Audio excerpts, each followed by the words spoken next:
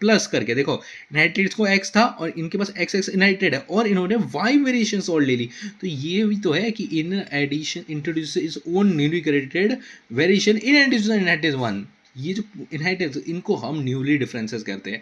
तो ये पुरानी के साथ साथ जो नए नए ये वेरिएशंस बना लेते हैं इनको हम कहते हैं। तो अब ये डेफिनेशन आपको क्लियर होगी कि न्यू डिफरेंसेस क्या होता है। अब एक बार आपस से समझ लेते हैं स्टार्टिंग से इनहेरिटेंस क्या होता है। जैसे आपको मैंने सीड दे दी, तो एक सीड को बोला कि आप जाके इनको लगाओ गार्डन, आपने गार्डन में सीड्स को लगाया, रोज़ के थे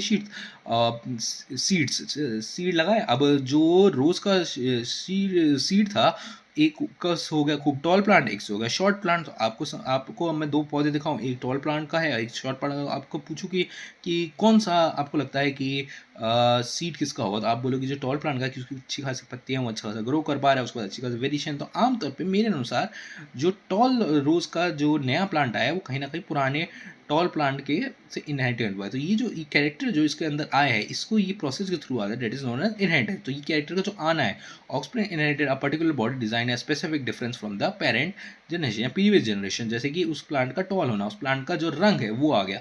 अच्छा, क्या एग्जैक्ट वो रंग आ जाता है? नहीं, तो उसके कारण कुछ वेरिएशन होती है। Sometimes specific difference from previous generation comes in next generation. जैसे कि रेड था, अब वो रेड इनहेरिटेड हुआ, थोड़ा पिंकिश टाइप इनहेरिटेड हो गया। तो ये जो है स्पेसिफिक डिफरेंसेस आ गए।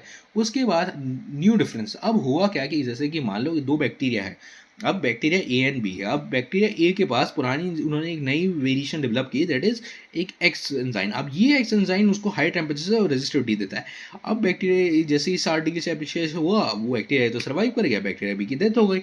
अब बैक्टीरिया ए जो है वो आगे चल के और रिप्रोड्यूस करेगा, और जब वो रिप्रोड्यूस करेगा तो उससे कहीं ना कहीं एक्स और वाई करके न्यू बैक्टीरियाज आएंगे, और उनके अंदर जो उसका एक्स वाला इनहेरिटेंस का था वो तो रहेगा। उसके साथ ये लोग क्योंकि टेम्परेचर में वेरिएशन चल रही है, तो ये लोग और नए एंजाइम डेवलप करेंगे, that is Y and Y star.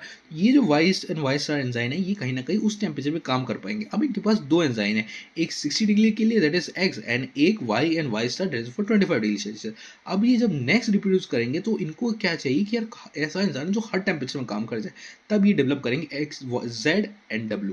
तो ये जो इनहेरिटेंस है कि भाई एक्स भी आ गया वाई भी आ गया, पिछली जनरेशन से एक्स और वाई आ गया, उसके साथ साथ ये जो खुद नए एंजाइम डेवलप कर रहे हैं, that is Z and W, इसको हम लोग न्यू डिफरेंस कहते हैं, जो कि एड अप हो जाते हैं। तो बेसिकली आज जो हमारा चैप्टर था वो टर्मिनोलॉजी को समझने से रिलेटेड था, जो कि हमने समझी। तो आज क्या क्या हमने समझा, दैट इज इनहेरिटेंस, कि भाई एक कैरेक्टर पर्टिकुलर पेरेंट से प्रोजेनी के अंदर आता है, उसको हम इनहेरिटेंस कहते हैं। दूसरा न्यू डिफरेंस, भाई एक डिफरेंस है पहले पेरेंट स्पीशी के अंदर, जो दूसरे स्पेसिफिक डिफरेंस है कि एक डिफरेंस आ जाता है पेरेंट से बच्चों के अंदर। जैसे कि फॉर एग्जांपल के लिए कहीं ना कहीं पिंकिश कलर आ गया था एक टॉल